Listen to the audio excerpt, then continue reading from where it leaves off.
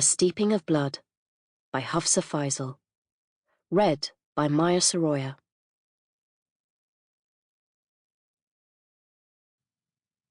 To colonialism, you suck. Act 1. A Tempest at Sea. Prologue. The colours Matteo Andoni used in his paintings often reflected his emotions. For years now they were darker, more despondent, as he had long associated colour with beauty, and it was hard to see beauty in a world that was so destructive. A destruction he had both witnessed and experienced, and inflicted himself. See, Matteo hated guns. He hated weapons. He hated violence altogether. But it had taken many years to reach that point. To brush paint across canvas with a delicate touch, to hold a paintbrush, and not immediately see it as a weapon, and thus see himself as despicable.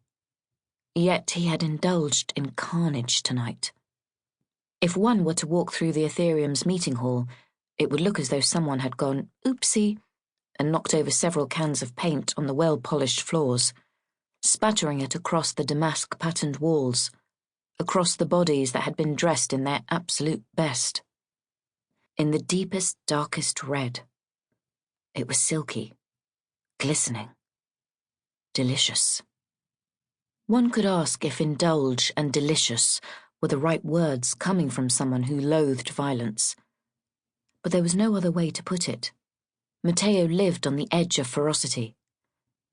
He might happily wield his brush and partake in the humdrum of high society, but a single event such as tonight's could send him off, swiftly unlocking the cage where the vampire in him was waiting with bated breath.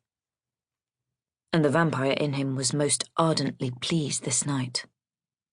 When the Ram's men came for those reporters, the selfless, brave men and women who were drawn to upholding the truth, Penn held off as many as he could, using the strange and wicked power with which he had been bestowed. Until he fell. And then Jin fell.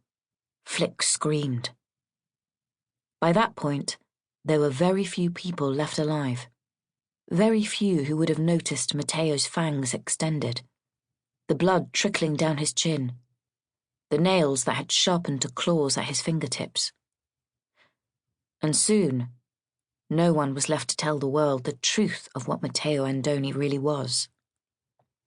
He never cared if anyone knew he was a vampire, but he'd lived a life so removed from true relationships that his undeadness inevitably remained a secret. Even if word did get out, no one knew the extent of it. For he did care about that particular bit.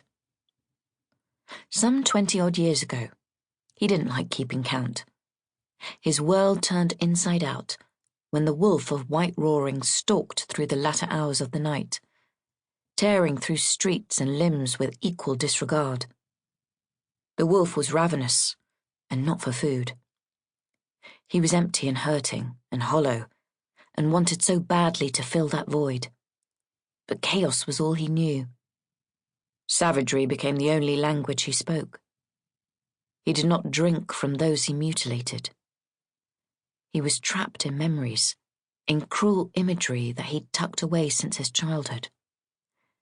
His mother's face contorted with pain, his father's whip lashing across his back.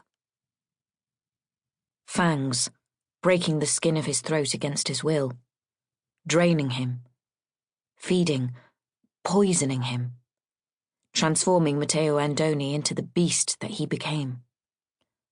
The wolf of white roaring.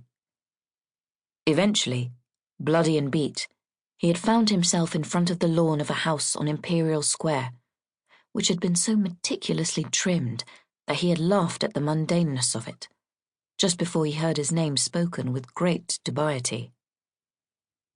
Matteo? He blinked back into the present. It was Penn who had spoken his name then, decades ago, but he was gone now. Now it was the girl in his arms, shivering and barely conscious.